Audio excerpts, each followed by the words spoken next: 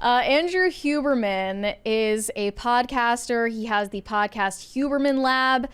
I actually wasn't familiar with this until this expose came out from New York Magazine. Fun fact, I was actually subscribed to his channel.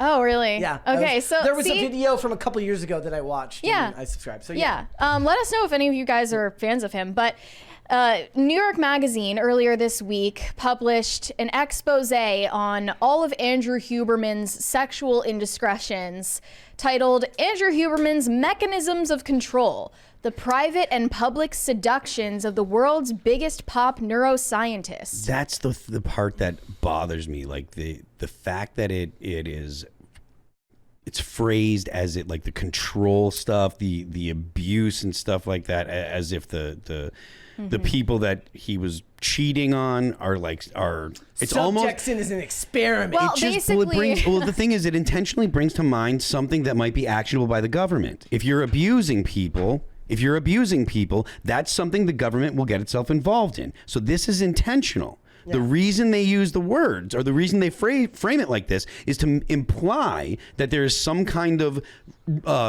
punitive action that is required from the government. That's 100% the intent. So Russell Brand basically says that he thinks that this is something that would likely be funded through the media by like big pharma and big food, because he talks so much about the toxicity of modern day food and stuff like that.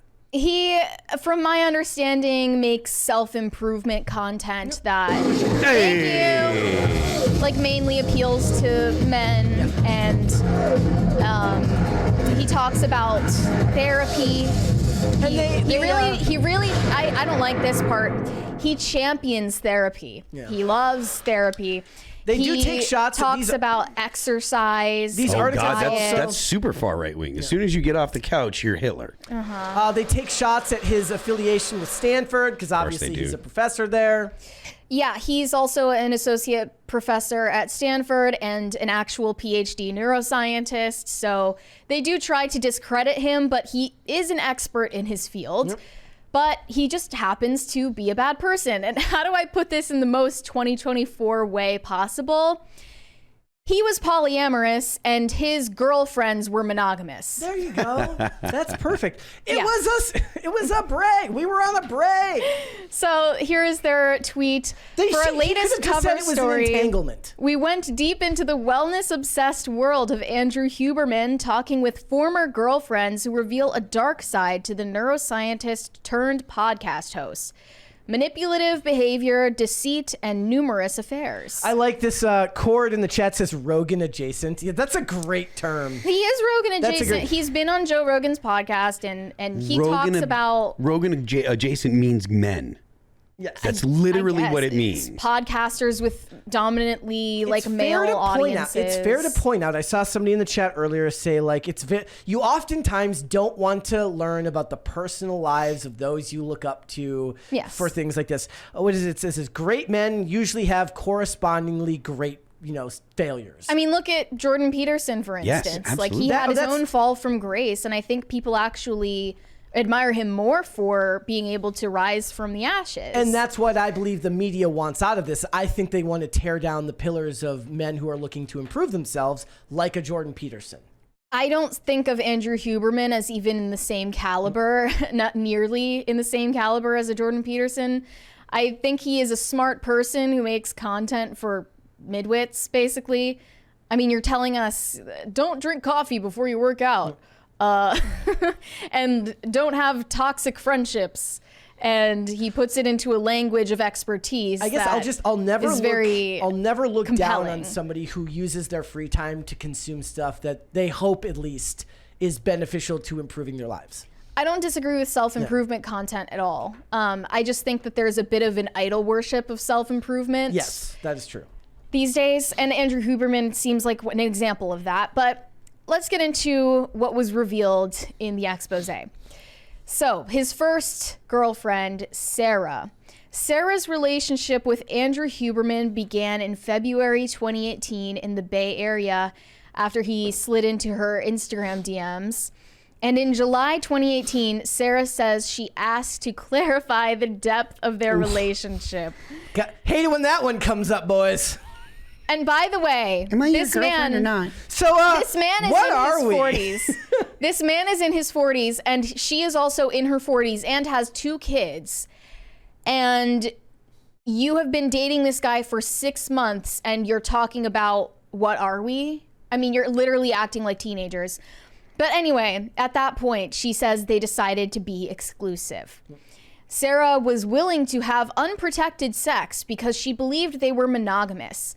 Sarah also says that he flaked on plans that year to meet her family at Thanksgiving with a bunch of different random excuses. They say Huberman disappearing was something of a pattern. Friends, girlfriends, and colleagues describe him as hard to reach. The list of reasons for not showing up included a book, timestamping a podcast, his dog Costello, wildfires, and a meetings tunnel. Well, look, He's Mary, flaky and doesn't respond to things. Mary, people take the time stamping of podcasts very seriously. I know we do. Every day, as soon as this podcast is over, there's a comment that immediately says, "Where the hell are the timestamps?" Exactly. Andrew Huberman declined to be interviewed by the New York Magazine. Shocking. Why would he subject himself to that? He did have a spokesperson answer for him. They say Huberman did not become exclusive with Sarah until late 2021.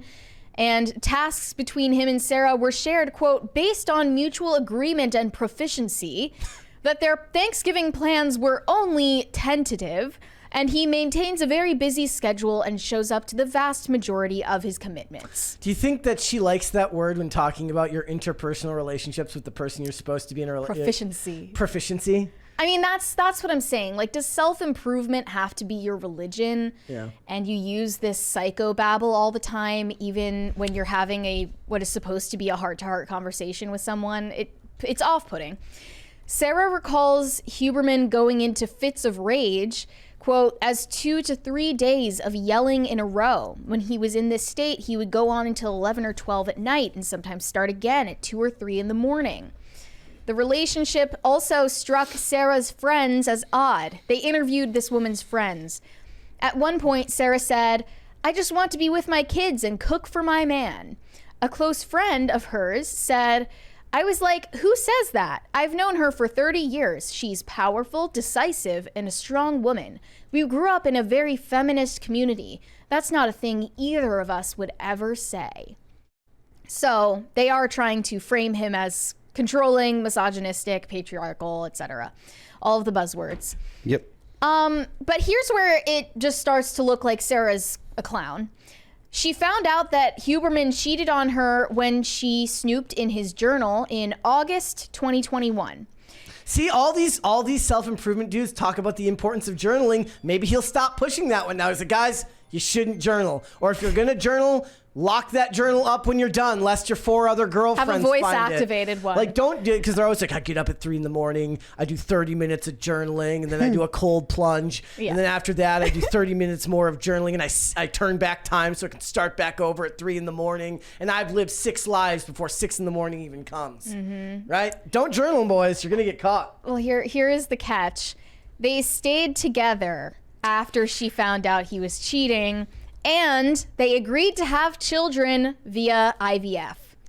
So that same year, as she's going through rounds of IVF with a man she knows has cheated on her, she tested positive for HPV.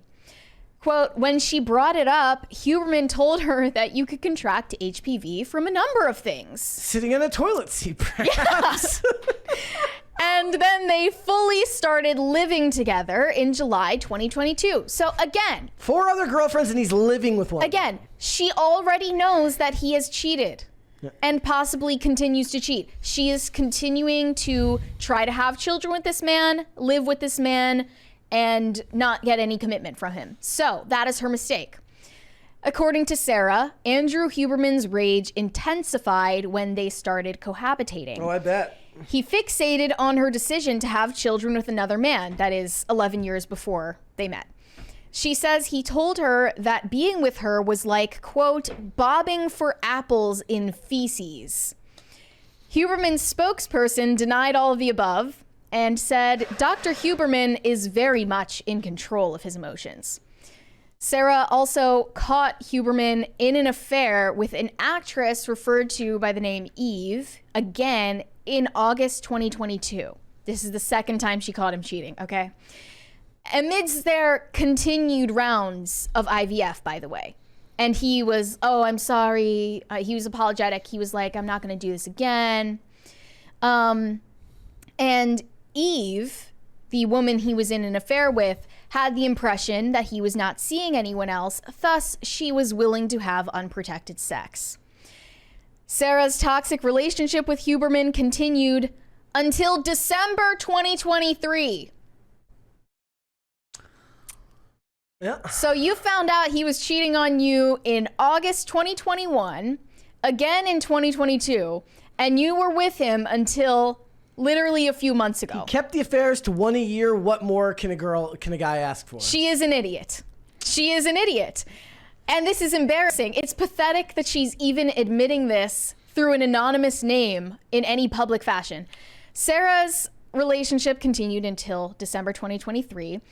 Additional concubines came out of the woodwork and connected with each other. One referred to as Alex from New York, another called Mary, a dreamy, charismatic Texan he had been seeing for years, and a fifth woman in LA. And essentially they started a support group chat for all of the women that were duped by him. Huberman hoes. The Huberman hoes, the Huberman Eskimo sisters, Yes. if you will. Yep. Just, this is such embarrassing behavior for adult women who fancy themselves feminists. It is absolutely not embarrassing behavior for adult women. It is exactly what you should expect from adult women. Absolutely. That's just really sad and pathetic. That is 100% true. This is no different. The only difference is the internet has allowed the circle that they get together and talk in to be international if necessary. Yes. This is totally normal behavior for women. Absolutely. There is nothing unique or weird about it. Homeboy got himself into a position where there were a lot of girls that he's banging, and they found out. This is what happens when you know. But the problem, in my opinion, the only problem, not a problem with anything the girls are doing complaining. The only problem is if they start to try and make it like some kind of thing where you're gonna have to prosecute them, or like the cancel culture aspect of it sucks too, because they're gonna be like, don't work with him, don't do, he cheated on me, blah blah. And then as soon as, like, you know, all these women could be in a relationship, married and stuff, and then as soon as they don't want to be in the relationship, they'll start a new relationship before they even tell their husband. So it's all just relationship stuff. That's garbage. Yeah. I mean, I don't think they're planning to, I don't know, file a lawsuit, but they are, I think, hoping that this sex scandal will hurt his career. I just think they all ignored red flags. All of them. Yes. And they're openly admitting to doing that, even though they think of themselves as these driven, individualist women who are very empowered and free thinking. I assume they were all ignoring red flags from a toxic, neurotic weirdo. I mean, I assume with no that hobbies. I assume that they look at the status he has with his profession and his YouTube channel and the amount of people he reaches every day, and that blinded them just a little bit to the negatives. And what is his status worth to you if he's not going to be in a committed relationship with you? I don't know if they ask themselves that question. They don't, because they're stupid. Well, you know, I guarantee these women had a certain amount of because there's something that women do, like when men get jealous of another man, they want to fight the man. When women get jealous, they want to bang the guy they're jealous of. They want to prove that it's their man, whatever. So it makes women want to have sex and stuff. So it ends up where you get women doing the one-upping each other before they realize, wait a minute, this is stupid. Yep. He's getting more sex out of the relationship because of our behavior. But you know. Well, here's the most glaring red flag that they ignored. Multiple women recall him saying he preferred the kind of relationship in which the woman was monogamous but the man was not. One said, he told me that he wanted a woman who was submissive, who he could slap in the ass in public, and who would be crawling on the floor for him when he got home. A spokesperson for Huberman denies this. Look, those supplements are just hitting hard. He's doing good. So and he told also, you. Look, technically, not technically, but there's nothing wrong with saying that. If you are open about that, and you want that in a relationship, there is no difference between that and a kinky, weird relationship where like the dude's like, you have to put me in a box when you get home until like we go to bed or whatever weirdness. The point is it's consensual. So if he says he wants this and the girl's like, I'm here for it, you're kind of in a position where you're like, you said okay. Yep. Responsibility. I just... Not saying it's not weird and deviant either, though. So. Obviously, he's a sexual deviant. But, you know, he told you who he was. He told you the quiet part out loud, and you chose to ignore the red flags. It's, like, embarrassing for me, like, as a woman, that these women are acting this way. And they're all in their 30s and 40s, and maybe even older. You should know better, okay? And basically, they all became friends. Eve said, it could have been sad or bitter. We didn't jump in as besties, but real friendships have been built, and it has been, in a strange and unlikely way, quite a beautiful experience. And they are now planning a girls' trip together in the summer. They bonded over the attack on someone else, which is, again, similar to what men do. Like, you get dudes in combat, and they bond over the fight. This is exactly what the women did. They bonded over attacking the man that they saw like, if you as the had enemy. an ounce of self-respect, you would have never done any of these interviews or publicized what happened in any way and basically act like this person doesn't exist and move on with your life. Huberman Ho's Caribbean Cope Fest. Seriously. What? The Huberman Ho's vacation. Yeah. The Huberman Ho's family vacation. Caribbean Cope Fest, where they go and just commiserate. Commiserating Cope Fest.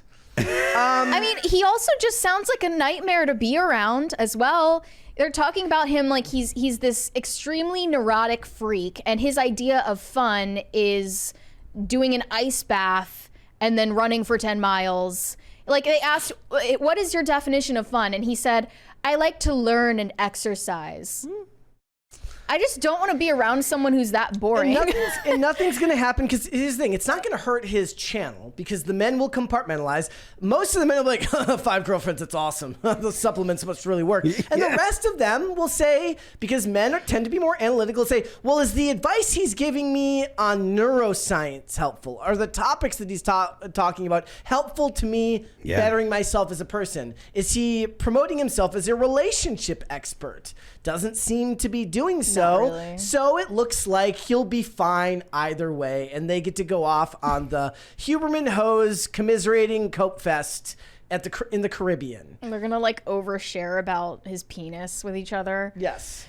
Here were some tweets. Okay, no offense, but if you're a woman over the age of 24 and you think you're in an exclusive relationship with a terminal gym bro podcast celebrity who, quote, loves therapy and has obvious male manipulator physiognomy, then I can't help you. What is male manipulator physiognomy? I mean, if I looked at this guy, I would assume that he has male manipulator physiognomy. I don't know how to explain it, but I think if you know the signs, then you're able to stay away from someone like this.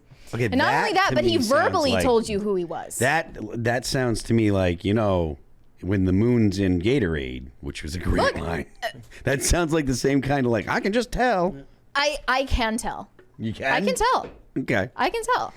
Well, I'm telling you, this would not happen to me. Well, that's true. I'm confident Never that in a million years. I'm confident of that, but I don't think that it wouldn't happen to you because you are able to pick them out by physiognomy or physiognomy or the physiognomy. I believe in physiognomy. I do believe it's real. I do.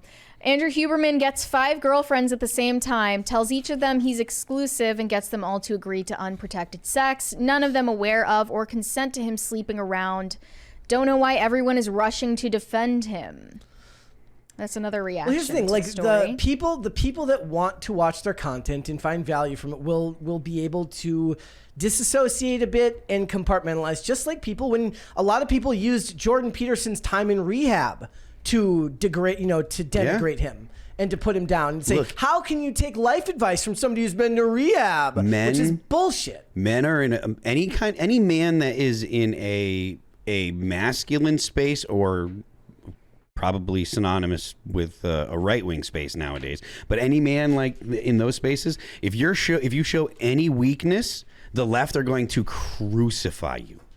Absolutely crucify you. They're going to do everything they can to say, look, he talks about being tough all the time and there's a chink in the armor. Yep. So like you have to expect that because, well, the left clearly hates men, you know?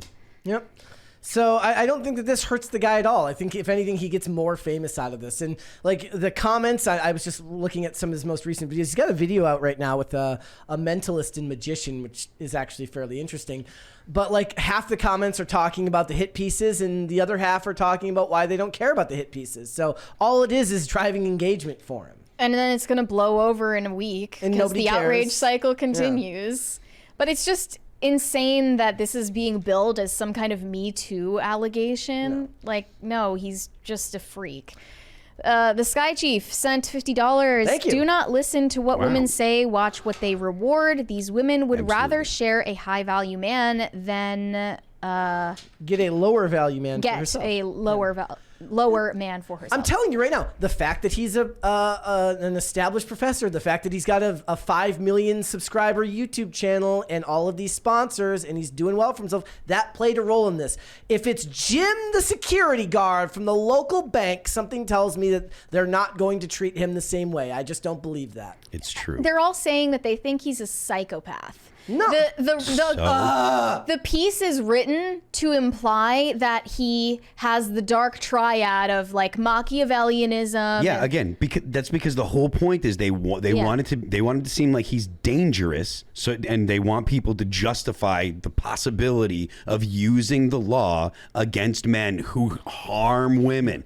Like it's the left's language, the left's use of language, and their attempts to dictate the narrative about what is and isn't acceptable behavior is really a problem for society. I just think if this guy actually were, a psychopath or a sociopath or that great of a manipulator, he would be more likable. He just sounds like a nightmare to be around. Seriously, he sounds like an antisocial weirdo. And the only reason they gave him a pass on that is because, he keeps a good physique, he has money, and he has fame. And that makes the women clowns. They were clowns for that. Thanks for watching. Listen to full episodes of Pop Culture Crisis on Spotify. Keep up with us on social media and make sure you subscribe and ring that bell so you never miss the show. Bye, guys.